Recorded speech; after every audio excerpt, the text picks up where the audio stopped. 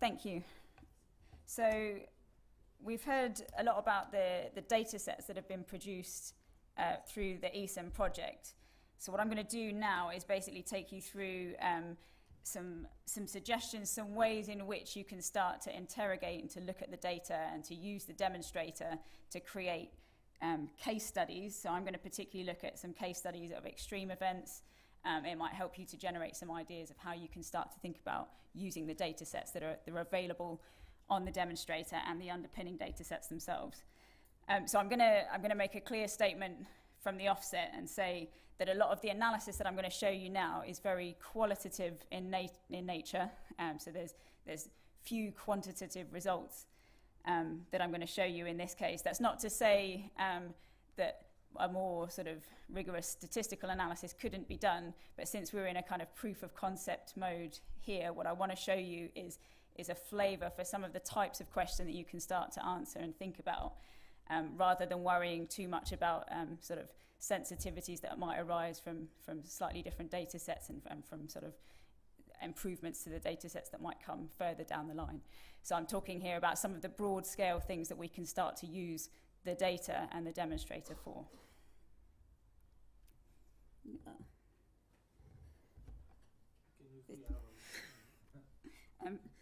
Actually, that's not the pointer. Okay.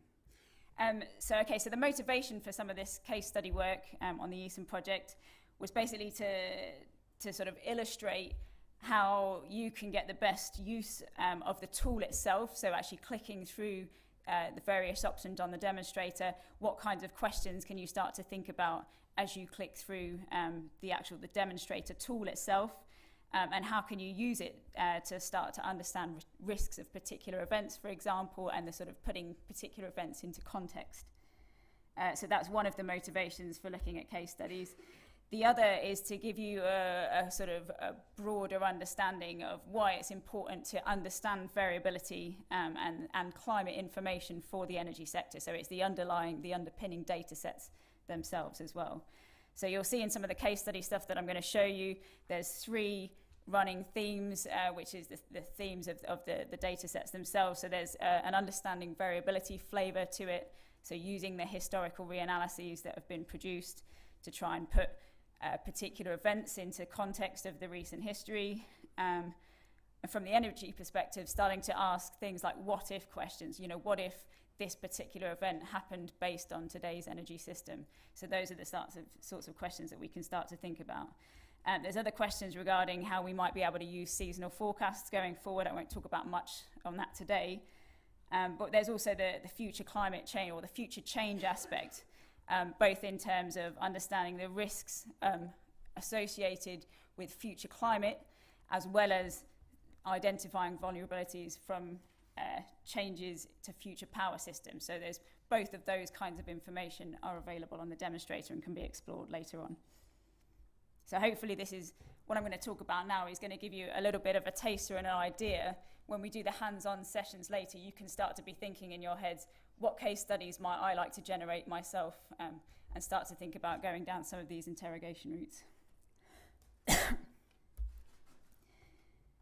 So the case study documents that have been produced through ESIM so far are available on the demonstrator. They're all standard format. They're sort of 4-page short documents, as I said, mostly qualitative in nature rather than quantitative, but they start to show you some of the ways in which some of the plots you can make from the demonstrator, some of the ways in which you can download the data and start to play around, even simple analysis, things like in Excel and simple tables and sheets. So those are currently available on the demonstrator, and then you can start to think about how you can generate your own. Okay, so let's think, so the first case study that's available on the demonstrator is looking at a particular event. So this was winter 2009 and 10. So in the UK and in France, there was a particularly high demand event over the course of that winter. If we look at some of the plots, so if we look at the top,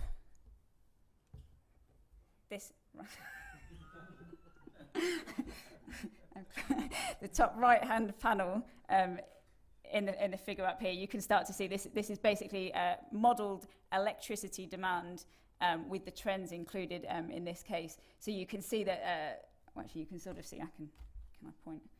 I'm just going to point up here. So you can see that the winter 2009-10 event at that particular point in time was one of the highest seasonal demand events in both France, which is the top line, and in the UK. So France has higher demand because it's more electricity driven. And I can't use any technology.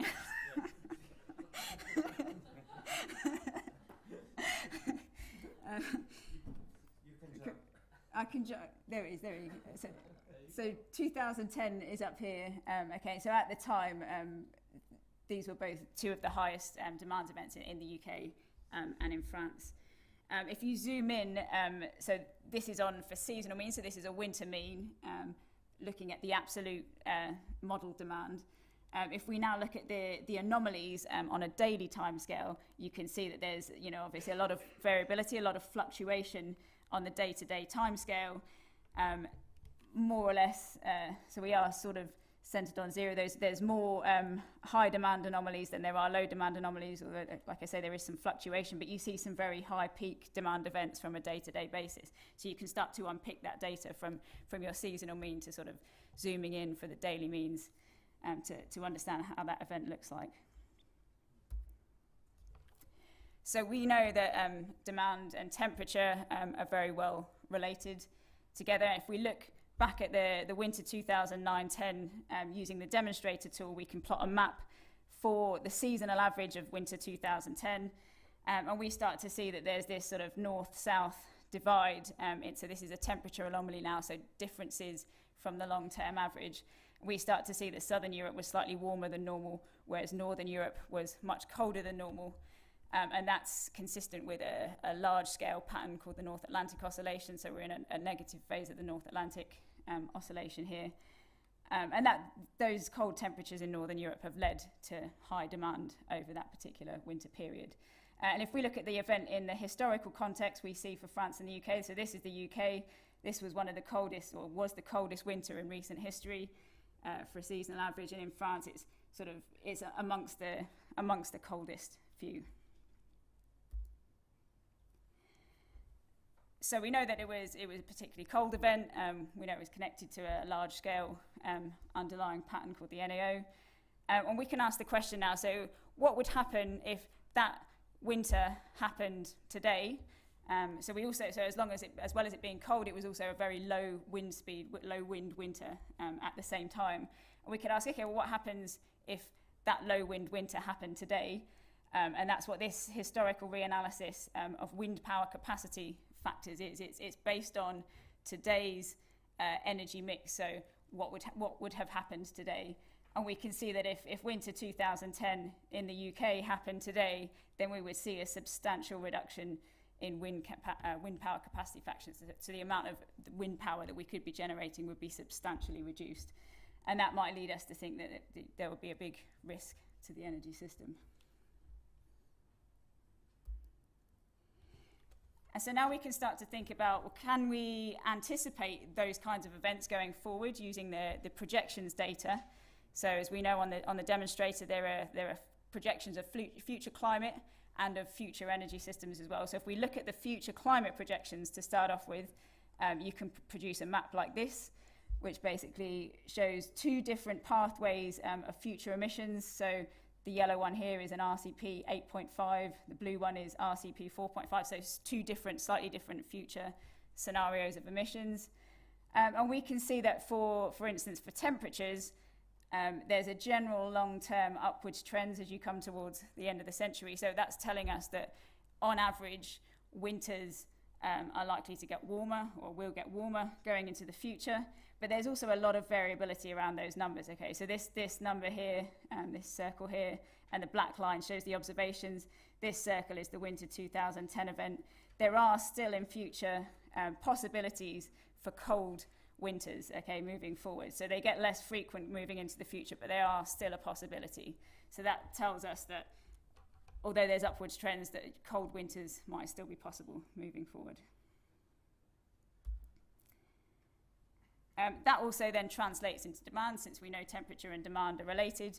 And we can see moving forward into the future that there's a downwards trend in the demand data. And again, this is this is consistent between all of the models that have been used to put into the database and all of the future emission scenarios. There is this downward trend in demand anomaly. So this is not taking into account socioeconomic factors. This is those factors removed, and we're looking at the weather-dependent aspects of demand here. So we know that temperatures are going up, which leads to a decrease in the weather-dependent part of demand moving forwards. And so again, so this black line here just shows us, for consistency, what the historical observations said, so we can start to say something as well about whether there's a bias in the models, what we think, how we can compare the models to the observations. So again, there's that downwards trend, but there are also sort of a lot of variability in the data. We see some high demand peaks moving forward into the future, so there is still a possibility for some very high demand winters, and also some very low demand winters.